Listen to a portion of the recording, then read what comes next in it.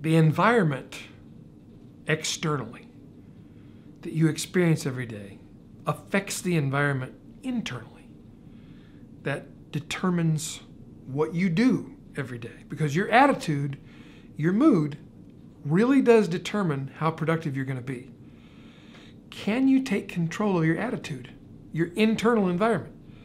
I think you can by first taking control of your external environment. And sometimes that means getting out, going out and experiencing something else, like nature. You should go outside. The graphics are amazing.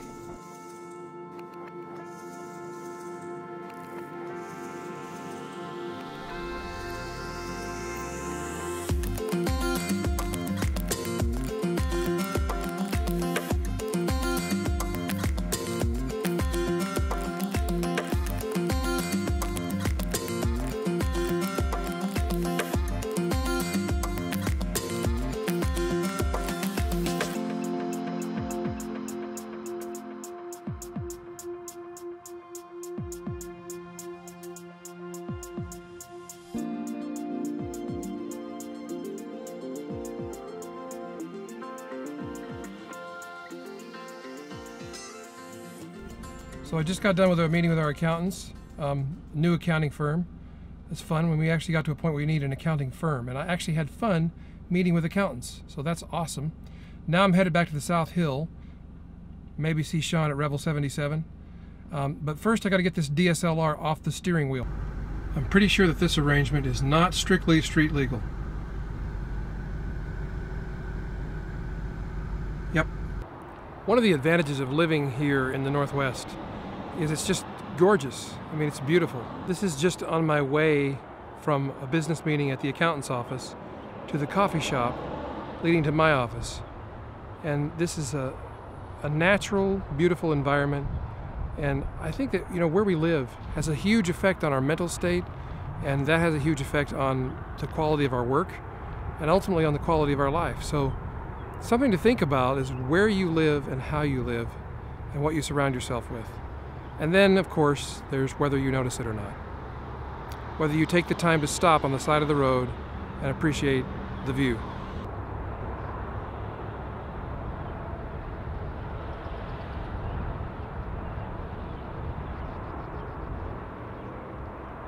So today I want to talk a little bit about quitting and when it's okay to quit and when it's not such a great idea to quit. And I think that we've become a nation of quitters, an entire human race of quitters. I think we let ourselves off too easily sometimes with this quitting thing.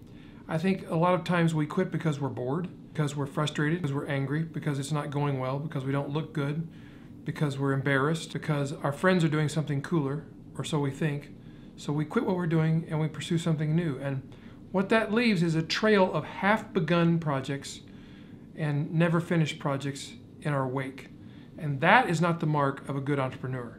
That is the mark of somebody who doesn't have the discipline to stay with something till it's finished. So I would like to submit to you the radical idea that you don't quit. You finish what you start. What if you just take the next 90 days and you determine, I'm not going to quit. When I start something, I'm going to finish it. I'm going to stick with it. I'm going to persist. I'm going to persevere. The first thing that's going to do is it's going to make you think very carefully about what to start and what not to start.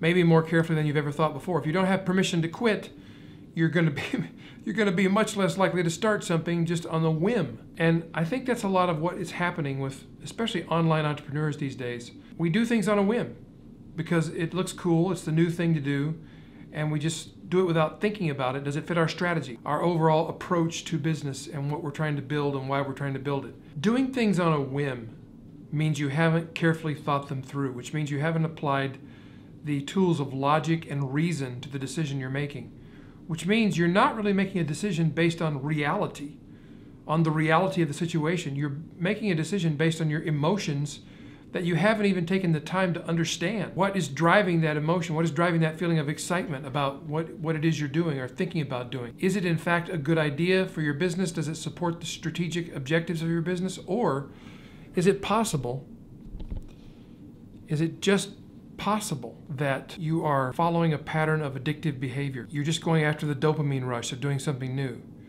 That you're hooked on starting things and you're not really dedicated or disciplined enough to finish the things you start. As entrepreneurs, we like to brag about this. Oh, I took the Colby test and I'm a quick start, but I'm not good at finishing things. And we say that like it's a badge of honor. Well, guess what? Steve Jobs was good at finishing things. Henry Ford was good at finishing things.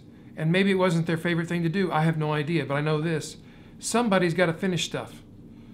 And when you're starting out, especially and you have a small team, maybe the team is one, it's you. You've got to finish. So my challenge to you today is have the discipline, have the backbone, have the spine to finish. Finish what you start. And take the time to think carefully before you start something. I don't say any of this to be mean or harsh. I understand. I get excited about new ideas, about new technologies, about new directions we can go. But I've really become more disciplined of late about thinking about our company strategy, our overall approach to what we're trying to accomplish. What's our mission? Does this serve the mission or does this slow the mission? Is this a distraction or is it a direction? And those are important questions to answer. Even though it may seem to restrict you, there's great freedom in having those constraints that keep you on the path to fulfilling your destiny, which is really about getting to your destination. It's freeing to have those constraints that allow you to pursue your goal, your objective, with reckless persistence, perseverance, discipline, and dedication.